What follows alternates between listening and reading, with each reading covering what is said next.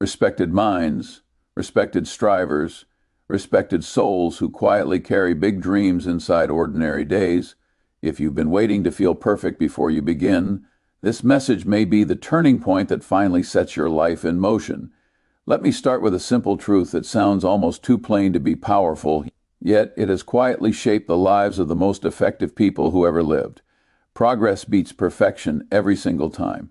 Not because perfection is bad, but because waiting for it is deadly. And that idea sits at the heart of how long-term winners think, decide, and live. Most people don't fail because they lack talent. They fail because they demand flawlessness from themselves on day one. They imagine success as a clean, straight road, perfectly paved with no wrong turns. And the moment their first step feels awkward, slow, or unimpressive, they interpret it as proof that they're not ready. So they pause, they hesitate, and slowly, without realizing it, they train themselves to stand still. Now, if you study reality instead of fantasies, you notice something fascinating. Life doesn't reward the person with the best intentions or the most elegant plans. It rewards the person who moves forward while adjusting along the way.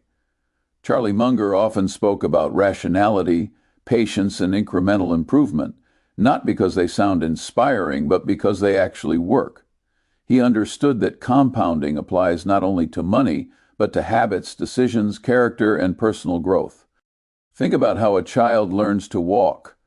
No child waits until they can walk perfectly. They wobble, fall, get back up, and repeat the process without shame. No self-judgment. No inner critic telling them they should quit. Progress happens naturally because the goal isn't perfection. The goal is movement. Somewhere along the way, as adults, we unlearn this wisdom. We become obsessed with looking competent instead of becoming competent.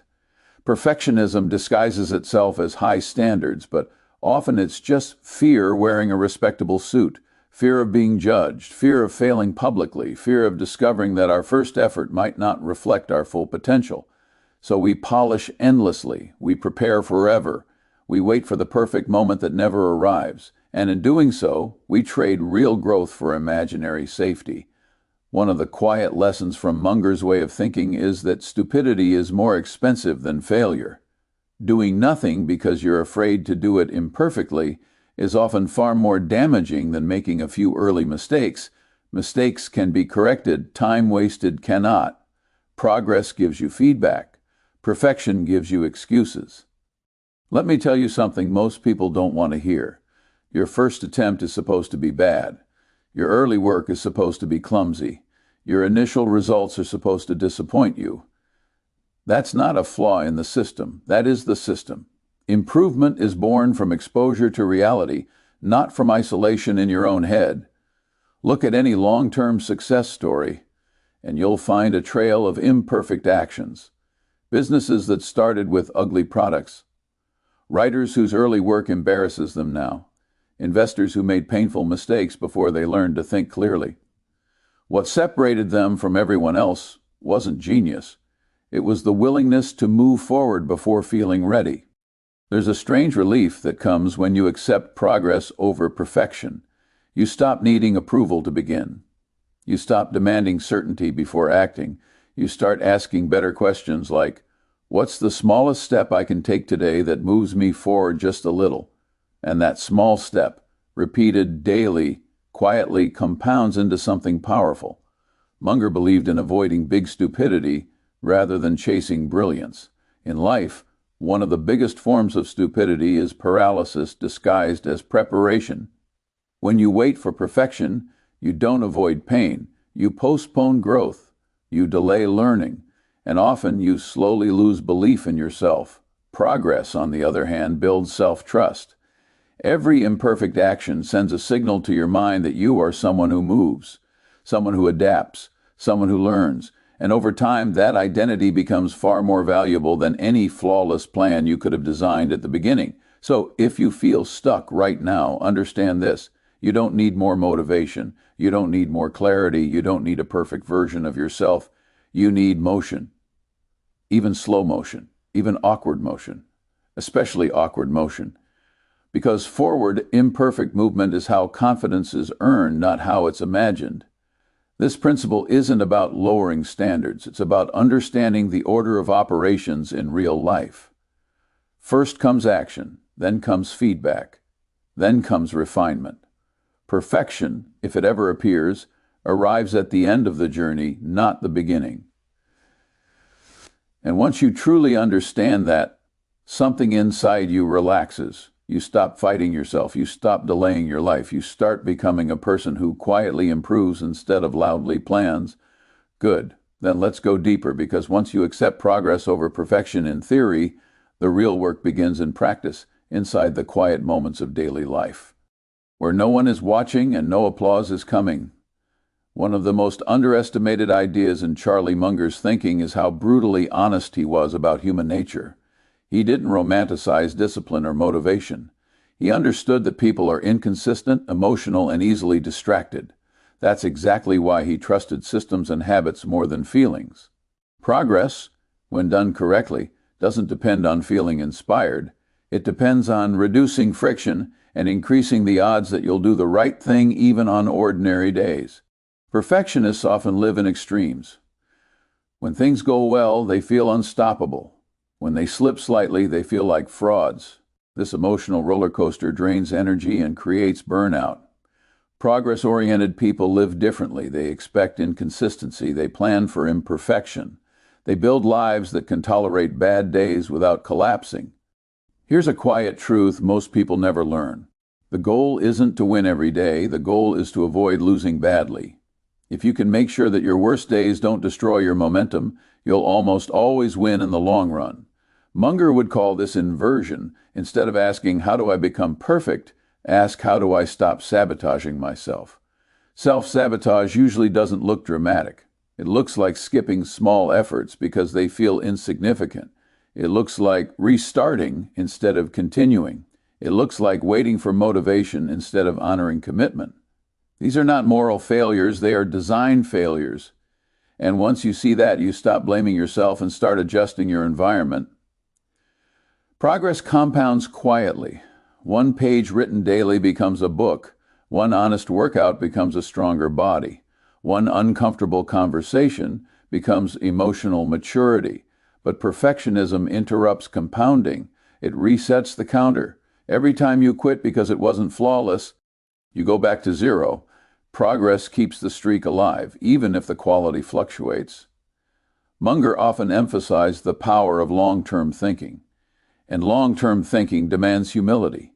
You must accept that today's effort will be incomplete, that tomorrow's understanding will be better, that your future self will laugh at your current mistakes.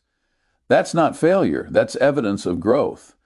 There's also something deeply human about progress that perfection lacks. Progress allows room for forgiveness, for learning, for recovery. When you aim for perfection, every mistake feels like a verdict on your worth.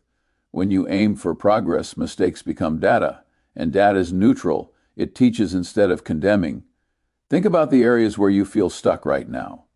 Is it really because you don't know what to do, or is it because you're demanding too much of yourself up front? Most paralysis comes not from lack of information, but from emotional overload. You're trying to leap 10 steps when one step would do. Munger believed that small advantages consistently applied lead to disproportionate results. That principle doesn't just apply to investing. It applies to becoming calmer, wiser, healthier, and more effective. You don't need a dramatic transformation. You need a slightly better trajectory. And here's the part that changes everything. Once you shift your identity from someone who must perform perfectly to someone who improves steadily, your relationship with effort changes. Work becomes lighter. Fear loosens its grip. You stop negotiating with your excuses and start honoring your direction. Progress also teaches patience, which is one of the rarest strengths in modern life. When you stop rushing toward an imagined finish line, you begin to respect the process. You realize that becoming someone worthwhile takes time, and that time is not your enemy. Impatience is. There will be days when your progress feels invisible, days when nothing seems to move, days when your effort feels pointless. Those are not signs to stop. Those are signs that compounding is happening beneath the surface.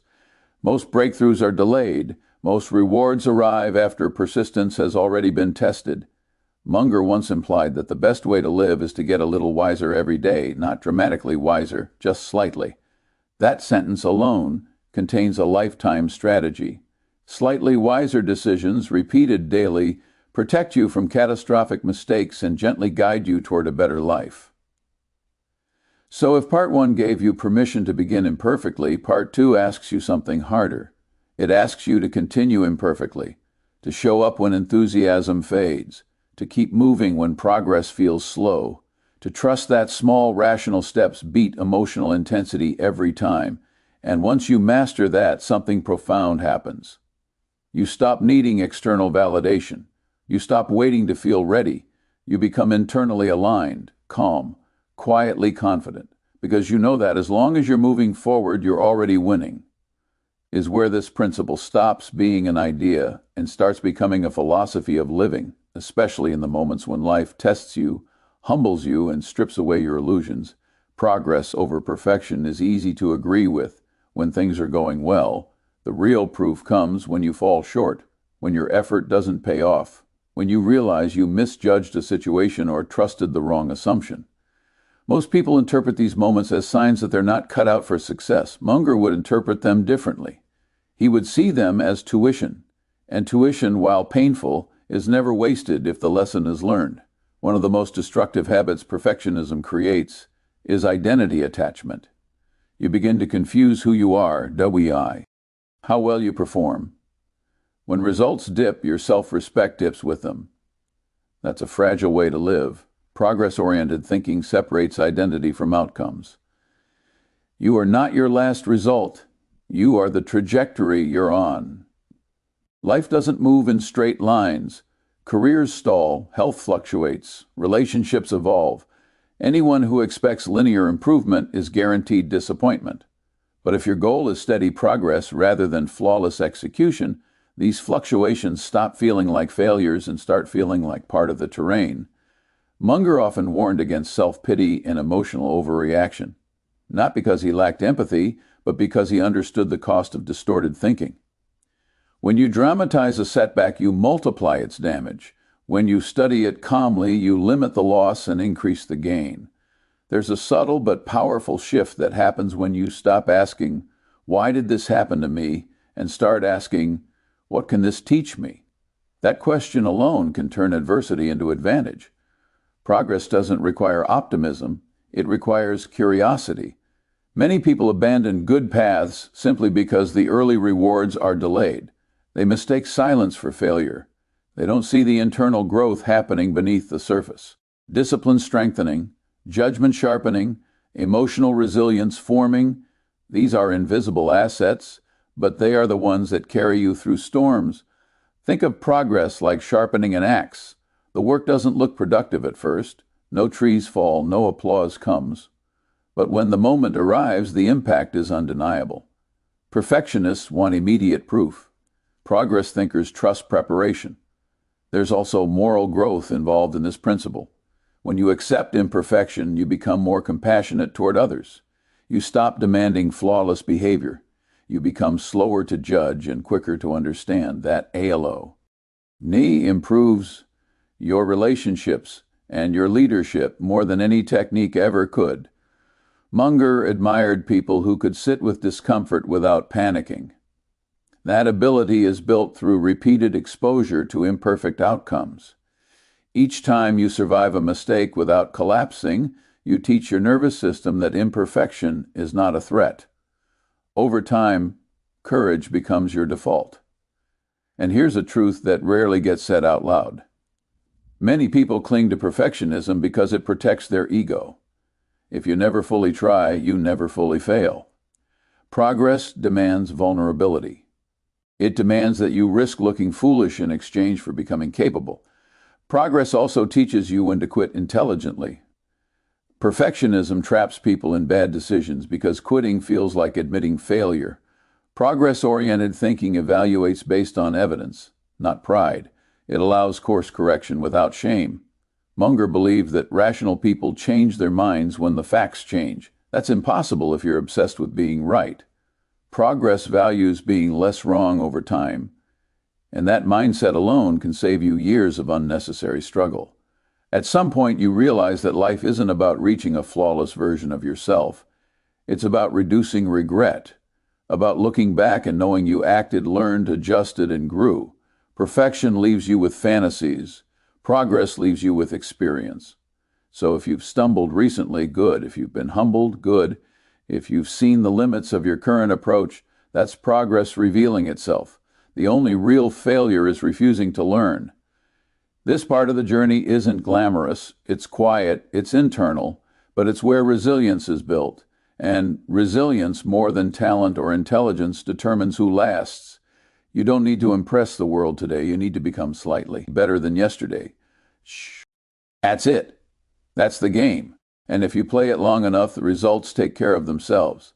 Is where the principle of progress over perfection stops being something you practice occasionally and becomes the backbone of how you live, decide, and carry yourself through the rest of your life.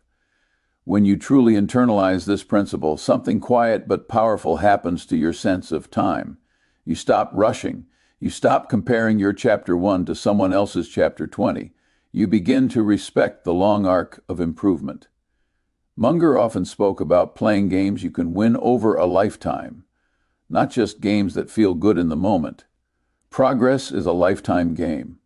You start designing your days differently, not around grand achievements, but around repeatable behaviors. You ask yourself simpler questions. Did I move in the right direction today? Did I avoid obvious stupidity? Did I leave things slightly better than I found them? These questions don't demand perfection. They demand honesty. Over time, this approach reshapes your character. You become steadier, less reactive, less desperate for immediate validation. You understand that most meaningful outcomes arrive late, and only to those who were patient enough to keep going when nothing seemed to be happening. Progress also gives you emotional freedom. You stop needing to prove yourself constantly. You stop fearing other people's opinions. When your metric is internal improvement rather than external applause, criticism loses its power. Praise becomes pleasant but unnecessary. Munger admired people who could delay gratification, not because they were disciplined in a heroic way, but because they understood trade-offs. Choosing progress over perfection is a trade-off. You give up the fantasy of looking impressive early in exchange for the reality of becoming effective eventually. And here's where the PLE becomes deeply personal. As you age, you realize that energy is finite. Time is finite. The margin for self-deception shrinks. You can't afford to wait forever. Progress respects mortality. It understands that an imperfect life lived fully is better than a perfect life postponed indefinitely. This mindset also prepares you for endings. Not every effort will succeed. Not every relationship will last. Not every goal will remain relevant. Progress-oriented people don't collapse when chapters close. They extract the lesson and move forward. They don't cling to what no longer works out of pride. Munger's life was a masterclass in longevity of thinking. He kept learning into old age. He kept refining his mental models. He didn't chase novelty, he chased clarity. And clarity often comes from subtracting unrealistic expectations, not adding more pressure. At this stage, you realize something almost spiritual. Life is not asking you to be perfect. It's asking you to be sincere, to try, to learn, to adjust, to act with a little more wisdom each year than the last. Progress gives you peace because it aligns effort with reality. It accepts human limits while still honoring human potential. It doesn't excuse laziness, but it rejects cruelty toward oneself. So if you've been harsh with yourself, if you've been waiting to become someone else before starting, let this be the moment you choose a different contract with life. One that says, I will move forward even when uncertain. I will learn even when uncomfortable. I will improve even when imperfect. Because in the end, the people who build meaningful lives are not the ones who avoided mistakes.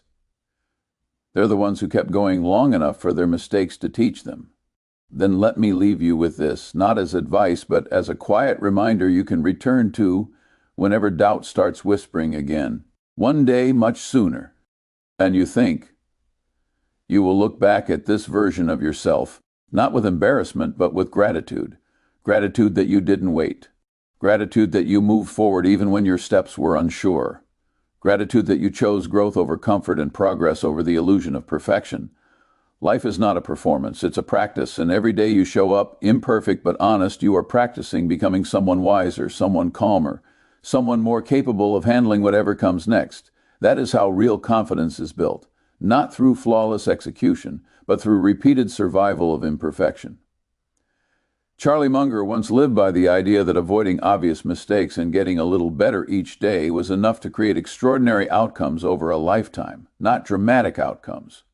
Durable ones, the kind that last because they were built slowly, thoughtfully, and with respect for reality. So stop asking yourself if you're ready. Readiness is a feeling, and feelings come and go. Ask yourself instead if you're willing to begin. Willing to take one small step today without demanding that it define you forever. Willing to accept that today's effort is just a brick, not the whole building. You don't need to impress the world, you need to honor your direction. You don't need to be perfect to be worthy, you need to be consistent enough to keep learning. And as long as you are moving forward, however slowly, you are not behind. You are exactly where progress begins. Let this principle become your anchor in uncertain times. When fear tells you to wait, choose motion. When pride tells you to quit, choose learning. When impatience tells you it's not enough, choose time. Because a life built on progress may look ordinary from the outside, but from the inside it feels steady, honest, and deeply alive. And in the end, that's not just success, that's peace.